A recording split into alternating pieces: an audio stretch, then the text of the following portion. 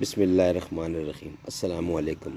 حجاج بن یوسف، ابو محمد الحجاج ابن یوسف ابن الحکم ابن ابی عاقل ثقفی، جنہیں محض الحجاج ابن یوسف کے نام سے جانا جاتا ہے، وہ سب سے قابل ذکر گورنر تھے جنہوں نے اموی خلافت کی خدمت کی۔ الحجاج نے 53 یا 54 سال کی عمر میں مئی یا جون 714 میں وسط میں وفات پائی۔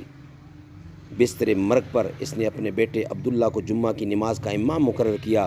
اس نے عبد الولید کے نام ایک خط لکھا جس کا نتیجہ یہ تھا: جب میں خدا سے ملوں گا اور اس کی رضا حاصل کروں گا تو اس میں میری روح کی خوشی ہوگی۔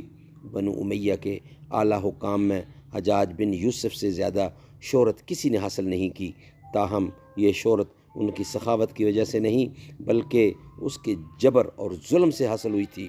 حجاج کا ظلم تاریخ میں بہت مشہور رہا ہے۔ محمد بن قاسم جو سندھ میں داخل ہوئے اور اسلام پھیلایا، جس کی وجہ سے اسلام کا دروازہ کہا جاتا ہے، باب اسلام کہا جاتا ہے سندھ کو، وہ اس کے بھتیجے تھے۔